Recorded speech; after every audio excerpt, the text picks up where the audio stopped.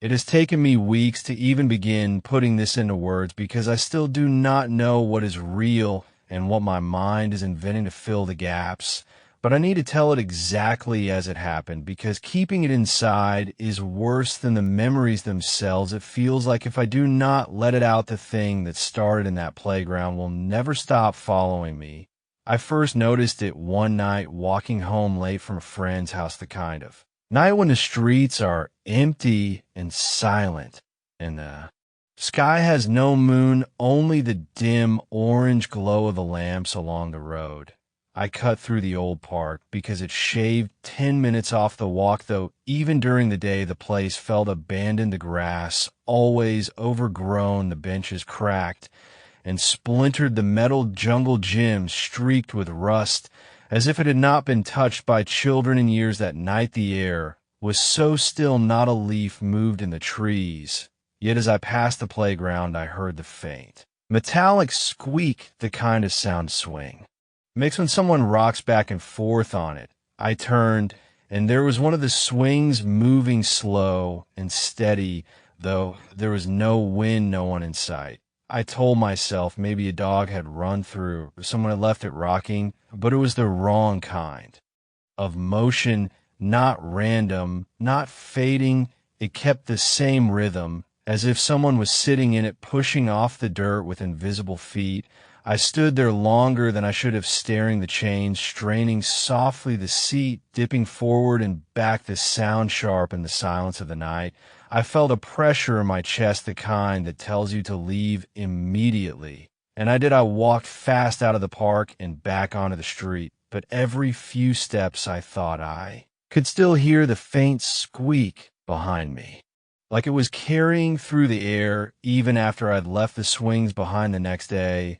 I tried to dismiss it. I told myself it was just a trick of the dark and my imagination, but the image stayed with me clear, as if burned into my mind, the empty swing moving steady in the dead air. I even asked my friend later if that park was still used, and he laughed, said no one went there anymore, not since some incident years back, though he didn't know the details, just something about kids getting hurt. Maybe worse. I let it drop because he clearly did not want to talk about it. A week later, I had to pass the park again. I had stayed too late in town, and by the time I started home, the streets were empty, the same lifeless quiet as before. I told myself I would walk around the long way, but when I got to the corner, I found myself drawn back to the entrance to the park, like I wanted to prove to myself there was nothing there, like I needed to see the swing hanging still and lifeless in the dark. The playground looked exactly the same as I remembered: broken slide, weeds twisting through the sand, pits, the swings motionless side by side. But as I stepped closer, my stomach tightened because I could already hear it before. I even reached the faint high pitch squeal, and when I looked, one swing was moving again, slow, deliberate, pushing forward and back, though the air was dead and heavy this time. I forced myself to stand closer until I was just a few feet from it, the chain links glinting under the lamp, the seat rising and falling with that steady, unnatural rhythm. I reached out one hand without thinking, and the moment my fingers brushed the cold metal chain, the swing stopped dead still, as if frozen in place, and the silence that followed was so complete I could hear my heart hammering in my chest. I left fast that night, nearly running through the rest of the park, but even blocks away, I could feel the chill of the chain on my skin, and the image of the swing frozen in mid-motion kept replaying in my head. That was the beginning, but not the worst, because after that night the swing did not stay in the park. I began hearing the sound elsewhere, faint at first, just when I was about to fall asleep, the squeak of chain and metal moving back and forth, so soft I thought it was just a neighbor's gate. But then I realized it was coming from inside my head, like the sound was not outside, but lodged deep in my ears. Sometimes when I closed my eyes, I saw the swing swaying in the dark. Though I was nowhere near the playground, I tried not to pass that park anymore. But the damage was already done. The image followed me into daylight when I walked past reflective windows. I sometimes thought I saw the swing moving faintly in the glass behind me. Even when there was nothing there, when I passed empty lots, I would imagine hearing the squeal of metal carried on the air, though there was nothing. But silence, it was only when I finally told myself I had to go back in daylight to prove to myself it was all in my head, that I realized I'd already gone too far. The park was worse than I remembered. The grass high as my knees, the playground coated in dust, the slide collapsed in on itself, the swing set sagging like it could collapse any second. But when I stepped closer, I froze. The seats were clean, two of them streaked with bird droppings and dirt, but the one I had touched was spotless. The chain gleamed faintly like it had been polished recently, as if someone was still using it. I turned then and left, but not before I heard it once more, faint and sharp, the squeak of a chain pulled tight, though nothing was moving that night. I dreamed of the park, though it was darker than night should ever be. The swing set stood against the sky that had no stars, no moon, just black pressing down heavy. I heard the squeak again, but when I looked, it was not just one swing moving. They were all moving back and forth, faster and faster, the sound rising to a shriek until I woke drenched in sweat, my ears still ringing with the echo. Since then, I have not been able to keep track of time properly. Sometimes I wake and it feels like no hours have passed, though the sun is up. Other times it feels like whole days vanish. Without memory, the swing is always there at the edge of my vision, moving slowly on a windless night. No matter where I go, I do not know yet what it wants, but I am certain now that it is not just a swing, not just an empty piece of metal and chain. Something is using it, something waits in the motion, and every time I see it or hear it, it pulls a little closer. I feel like one day, soon, I will not just be watching it move, I will be sitting in it with nothing left of myself at all. I've tried to explain it to myself in simple ways, stress exhaustion tricks of memory, but none of that fits the pattern, because it is not just in my head anymore. It leaves marks behind, proof that something is bleeding from that playground into my life. The first time it left a trace, I thought I was losing my grip completely. I had just finished a late shift and came home around midnight. The apartment was silent, the curtains drawn, the heater running steady. I dropped my bag by the door and went to pour a glass of water. And when I turned on the light in the kitchen, there it was in the middle of the tile floor, a patch of sand, not dirt, not dust, real sand, pale and fine like the kind they used to fill playground pits. It was shaped like a footprint, small, almost childlike, the toes pressed clear as if someone had stepped barefoot into my home. I knelt down and touched it, and it was cold, colder than stone. I blinked, and when I looked again, the print had already begun to fade, as if the sand itself was dissolving into the floor. I cleaned it up, though it barely needed cleaning, but I could still smell something faint on my hands, after metallic like rust. I barely slept that night.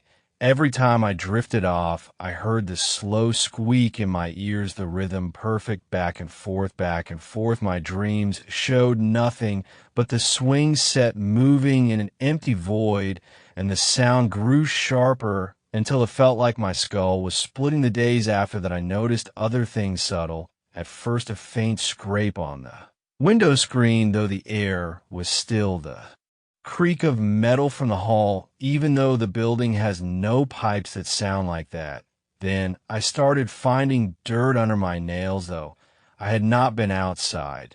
Then came the photos one night. After another shift, I scrolled through my phone just mindlessly, and there between two were pictures. Was one I never remembered taking. It showed the playground, but not the way it looks now, not broken, not abandoned. In the photo, it was whole, the grass trimmed, the slide intact, the swings gleaming with fresh paint. Children stood around it, their faces blurred, but their outlines clear, and in the center of the image, the swing I had touched moving high. As if pushed by invisible hands, I stared at the photo until my stomach churned, I swear it was.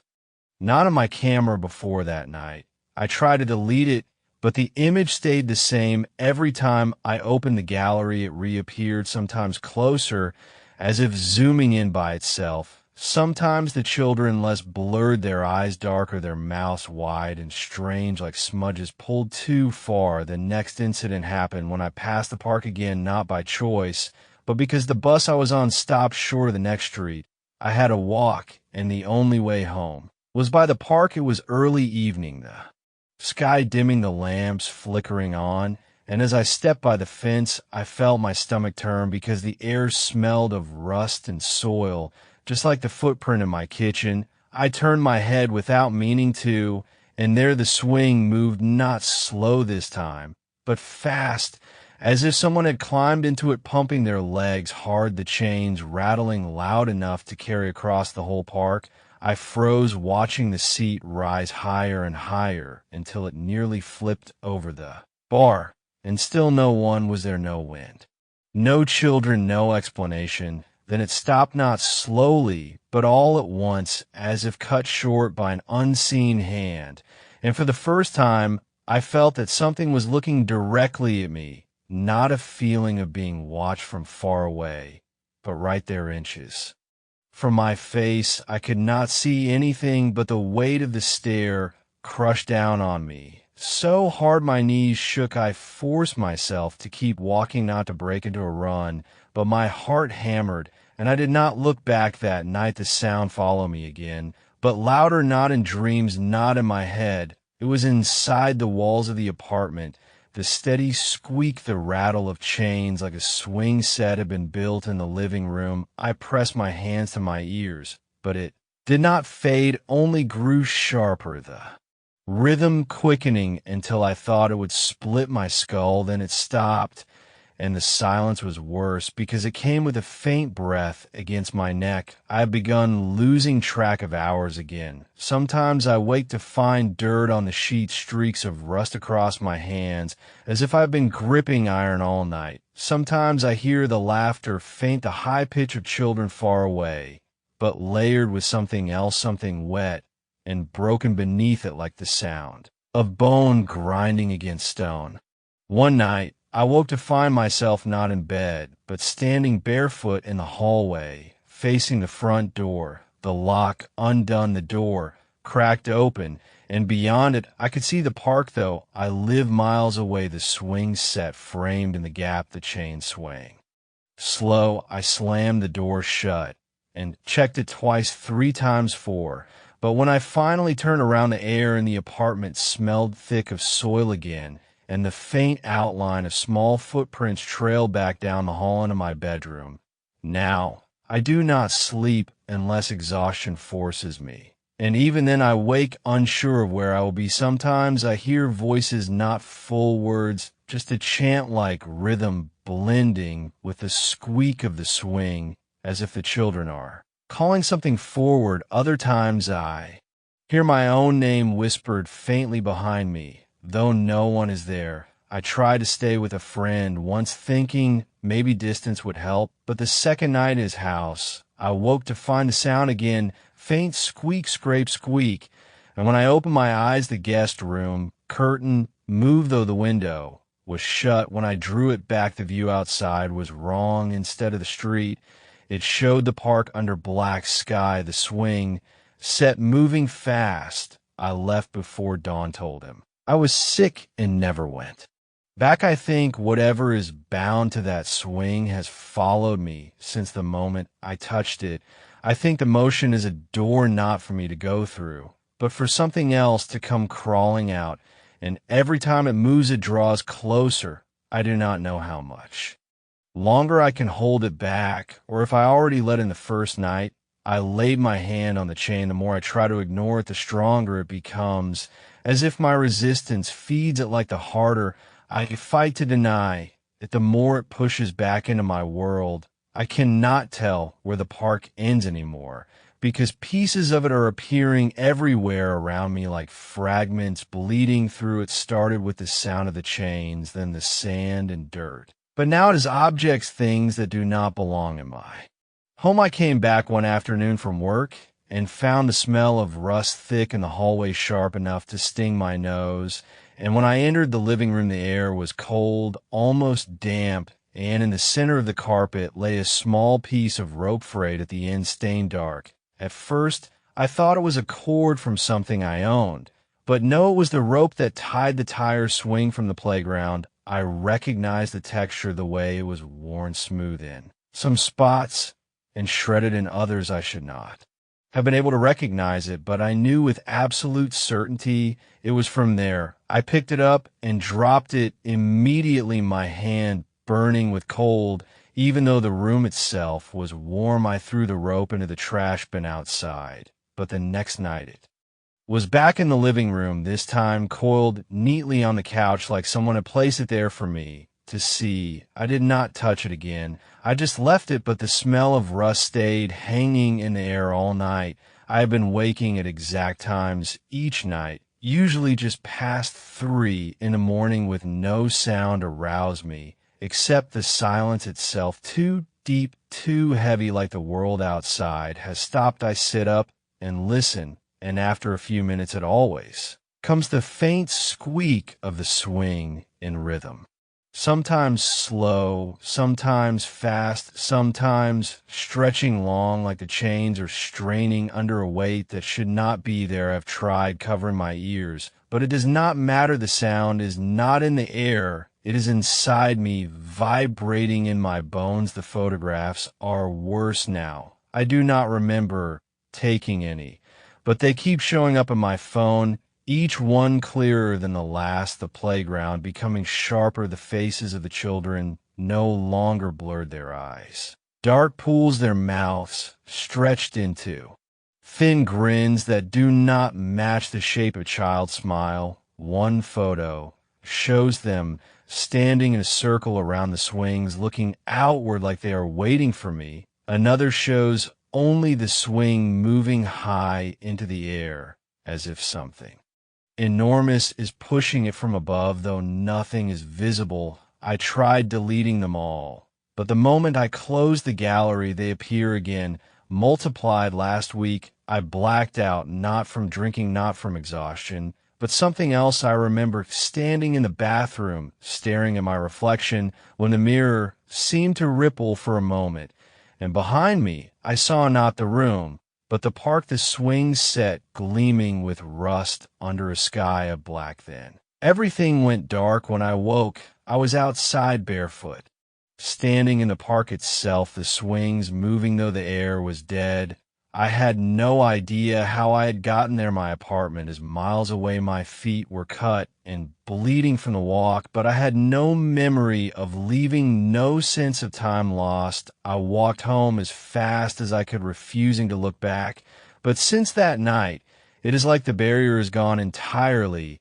I find dirt under my nails. Every morning, streaks of rust across my palms, like I have been gripping the chains in my sleep. I find footprints in the apartment smaller than mine, circling the bed or stopping at the edge of the couch. The curtains sometimes flutter when the windows are sealed tight. It is not only sound anymore now. I hear laughter, faint, high-pitched laughter of children mixed with something broken underneath. It, like a deep rasp, the laughter comes from behind doors, from empty rooms, from just beyond the corner of the hallway. I followed it once, and the sound led me to the closet. When I opened it, nothing was inside except the faint swing of a chain hanging from the ceiling where no chain had been before. My dreams are no longer dreams, but continuations of waking life. I lie down and close my eyes, and I am in the park. Again, not the ruined one, but whole, alive, swings moving. Roundabout, spinning children, running shapes blurred at the edges, but always watching me, circling closer. Sometimes they whisper, though I cannot make out the words. Sometimes they point at the swing until I sit down, and the moment I do, the chains close around my wrists and ankles holding me in place. The swing begins to move faster, higher, the sound splitting the air until I wake gasping with my arms aching as if from real restraints. I tried talking to someone about it once, a co-worker who mentioned the park when we passed nearby.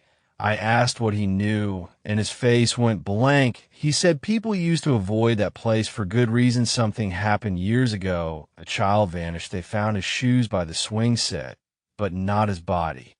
Not a trace of him ever again. After that, other kids said they saw the swing moving at night by itself. They said the boy never left, that he was still there pushing it, that his laughter mixed with the chains until even parents refused to take their children back. I asked him if he believed it, and he just looked at me for a long time and said some places don't forget. The words sank into me, and I realized it is not about forgetting. It is about pulling new people into the memory like the park is.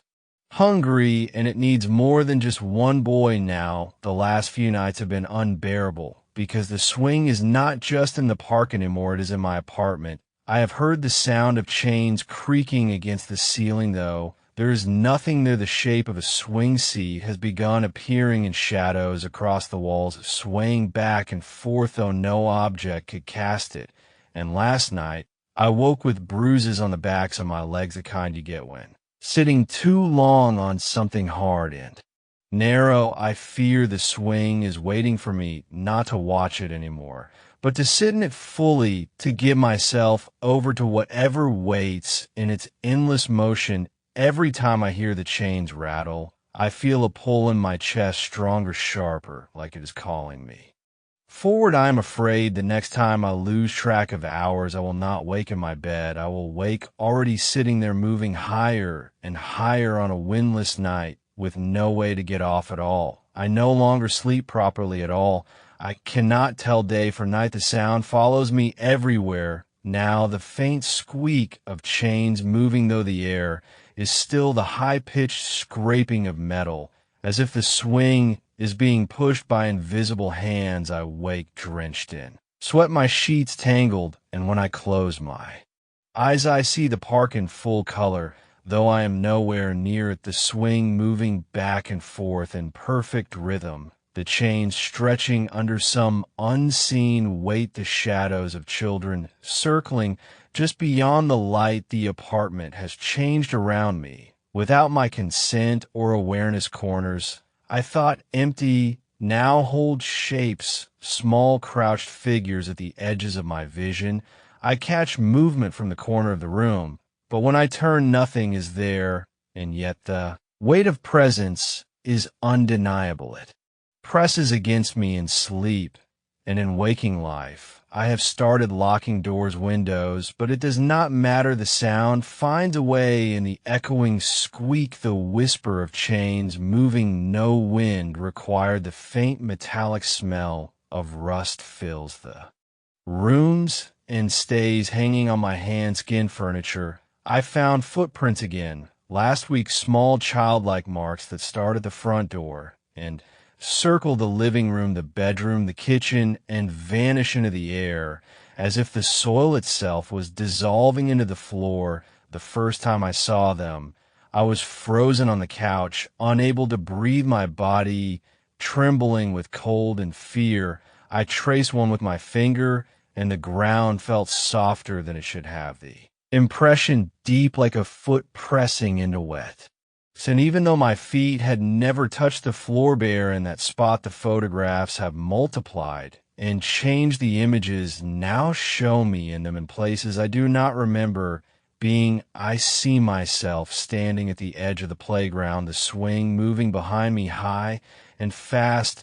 I see my reflection in the metal of the roundabout, the gleam of rust across my face, though I do not recall anyone taking these photos. And when I try to delete them, they return faster than before, sometimes showing motion blur of the swing moving at impossible speeds, or the children pressing closer to me their black eyes staring directly out from the picture. I cannot tell if the boundaries between my apartment and the park still exist. The walls no longer feel solid. The air no longer contains a single dimension. I will be in the living room and catch the faint silhouette of the swing across the wall, then look up and see nothing but darkness, and yet I can feel the pressure of it swinging back and forth as if I could reach out and touch the seat, the chain biting into my palm. I woke 2 nights ago to find myself on the floor, pressed against the rug, my hands scraped across the surface, and there was again a patch of fine sand, the same texture as the playground pit, a single footprint leading to the couch, then a second one to the bedroom. Then nothing. I could not stand fast enough to follow it. The air was heavy and thick, and I could feel breath against the back of my neck, as if someone small crouched there watching me. The worst part is the laughter. It follows me in every quiet moment, faint at first, soft, and almost comforting like children playing, but now layered with something else, something harsh. And broken beneath the surface, a rasping undertone like metal grinding bone. The pitch rises when I panic, when I try to move away from it, until my ears ring and I have to cover my head with my hands and wait for it to fade, just enough for me to catch a breath before it begins again. I have begun to see them at night. I wake to the rustling of feet in the hallway or the faint creak of chains on the ceiling above me. I see shapes crouched in the corners of my rooms, figures pale, with dark eyes and smiles too wide to belong to children. They watch me without moving their bodies, twitching in strange jerks, as if the swing itself guides them. I tried to call someone to come see, but the moment I lift the phone, the sound of chains rattling deafens me, and the room grows colder, and I cannot breathe until I set it down. The apartment is no longer mine. I see glimpses of the playground and reflections of glass, the surface of water in the sink, the metal handle of the oven. Even when nothing is there, the swing moves across these surfaces, the chains bending slightly under weight. Though no one is visible, I feel the tug now in my chest, the pull to the swing seat, stronger, sharper, every time I approach the park or even think about it. I tried sleeping in a hotel last week, thinking distance might help, but the sound found me there, too faint but unmistakable squeaks scraping metal. Every few minutes, I woke with bruises on my arms from gripping nothing and sheets damp with soil. I left before dawn, and since then I've not dared to stay anywhere for more than an hour. I walk the streets endlessly, sometimes stopping to see if the swing is moving in the distance in the abandoned lots, the empty playgrounds, but it always is, sometimes alone, sometimes with children half visible, half transparent, circling it silently. I cannot eat properly because the taste of metal and rust lingers in my mouth. Even when food is untouched, I cannot think clearly because the squeak is always there, now embedded in my mind, vibrating in my bones, a rhythm I cannot escape, back and forth like it is counting down, and I cannot tell if it is counting to something I have no control over. Last night, I saw my shadow on the wall move differently from me. It rose from the floor like a puppet pulled by strings, and at its edge I saw the faint outline of a swing, set the chains moving and the seat swinging high. I tried to blink it away, but the shape stayed solid. I tried to move to the light, but my legs would not obey, and I realized I was trapped in place while something beyond the wall waited. I feel them now more than ever, pressing from the corners of my vision, tiny pale figures crouched and writhing, watching my every movement. The swing no longer waits in the park or in reflections. It is inside me now, The rhythm embedded in my heart back and forth, back and forth. Every time I sit, it moves higher, faster, until my lungs ache with the effort of breathing. I know soon I will no longer be able to resist the pull. I feel it building stronger each night, the rust filling the air in my apartment, the chains stretching across walls and ceilings. I know it is only a matter of time before I am forced to sit in the seat, and the swing will carry me away into whatever world is waiting on the other side. The windless night stretching forever with the squeak of chains and the laughter of children layered with the rasp of metal and bone. I cannot fight it anymore. I have tried and failed. The playground has grown beyond its bounds. It exists wherever I look, wherever I sleep, wherever I breathe. I can feel it moving closer and closer, the pull in my chest tightening until it feels like my heart will snap, and I know that soon I will be swinging endlessly back and forth on that seat with no ground beneath me and nothing to stop the motion at all. I cannot remember when I stopped feeling safe in my own home. I cannot tell how many nights I have been awake, because time has lost all meaning. The sound of the swing no longer comes in bursts or cycles now. It is constant, a soft squeak just under the threshold of hearing a scrape of metal along airless corridors. My body aches from tension, from constantly expecting to see the shadows twist in the corner of every room. The children crouched, watching me, waiting for the moment I am weak enough to sit in the seat. I tried leaving the city. I thought if I went far enough the thing could not follow, but it did not matter even. In motels miles away, I hear it. I wake with my fingers pressed to the bed sheets covered in fine pale sand.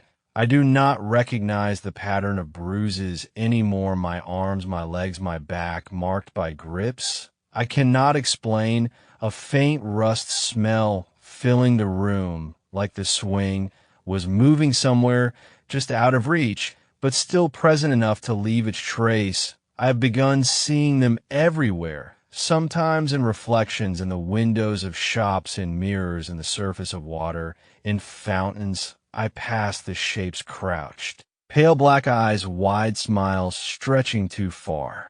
Over their faces the swing, behind them moving high and fast, as if invisible legs push it back and forth, back and forth. It never stops, even when I cannot see it. I hear the squeak in the corners of rooms, the scrape of chains over metal, the faint rasp beneath laughter, the rhythm lodged in my skull. I tried talking to someone last week, a friend I trusted enough to explain the situation, but the moment I described it, the way the swing moves, the way the children appear, he stopped listening. His eyes went wide and his lips pressed together. He told me to leave the topic alone, to stop imagining things. I told him I could not imagine things because the traces are real, the marks, the sand, the bruises, the photographs of myself in places I do not remember being. And he backed away as if I were dangerous, and now I understand he is right in a way. I am dangerous because the swing is in me, and I do not know how to stop it. Yesterday, I blacked out again. I woke to find myself standing at the edge of the playground. I tried to avoid my apartment miles behind me, and I do not know how I got there. The swing's moving, though the wind is still, the chains straining under weight. I cannot see. The children clearly only shadows at the edges of my vision, crouched, twisted, moving jerkily in perfect rhythm with the motion of the swing, the smell of rust and dirt thick in my nostrils. I tried to run, but my legs moved slowly, as if underwater, my heart hammering in terror, as if it knew before my mind did what was coming. One swing rises higher than the others, its seat shining as if polished, though it is old and rusted. The chains stretch and strain back and forth, back and forth, back and forth. And I know now the pull is for me.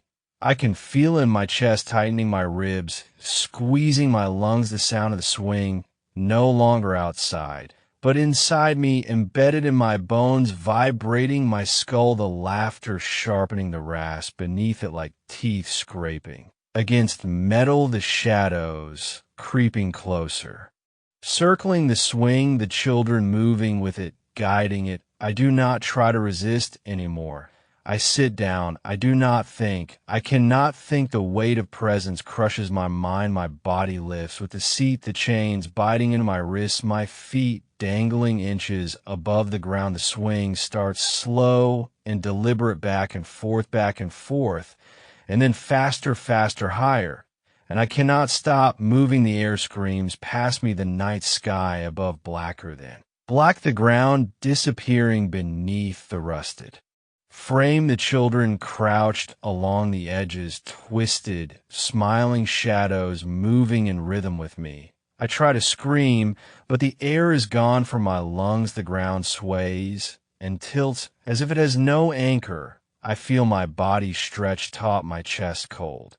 My limbs numb, the sound of chains and laughter filling every corner of my senses. I realize then that I'm already part of it. My body is already connected to the rhythm, embedded in the swing, as if I've always been moving back and forth on windless nights, and I never knew the photographs appear in my mind. Not just in my phone, now in my vision. I see myself in them, sitting on the swing, the chains pressed into my wrists, my feet dangling. The children crouched around me, faces dark, eyes wide, mouths stretched impossibly in silent laughter, their shadows crawling across every surface I have ever touched, every room I have ever been in. I see the marks I have felt under my skin, the rust, the sand, the scratches, the bruises, all mirrored in the images, and I understand I have become part of the sequence of memory, that the swing maintains a link in an endless cycle of motion, back and forth, back and forth.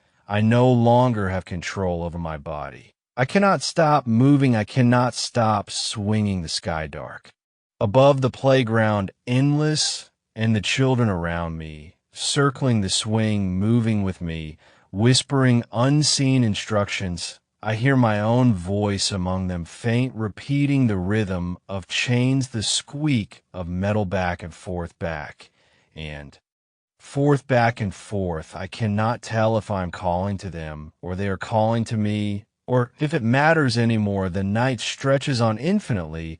I feel the pull in my chest stronger than it has ever been, until it is no longer a sensation, but a force dragging me into the rhythm, the chains biting harder, the seat moving higher and faster, the air screaming against my body, the laughter of children merging with rasping metal, grinding sound, and I understand I am not alone. I never was. I was only the latest in a long line of people drawn to it one by one, pulled into the swing until the motion claims them entirely. I do not know if I'm still alive or if I've always been swinging.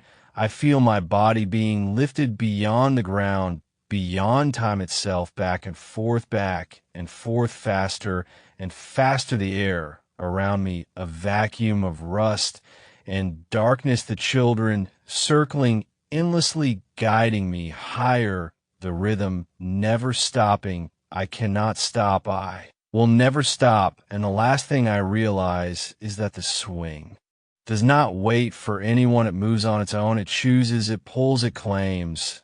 And I've already been chosen. If anyone finds this account, know the playground waits. The swing moves even on windless nights. It does not care for gates, locks, windows. It follows you. It leaves marks, the smell of rust, traces of sand, bruises, photographs, shadows, the pull in your chest, back and forth, back and forth, back and forth. It waits, and it will not let go until it has taken you, and you're swinging endlessly forever. I feel the chains biting into my skin now as I write the final words. I cannot lift the pen any longer. The motion continues, back and forth, higher, faster the children crouched around thee. Edge's shadows pressing closer, and I know the next heartbeat, the next swing will take me completely, and I will not return. The windless night stretches forever, the rust fills the air, the laughter echoes endlessly, and I am gone.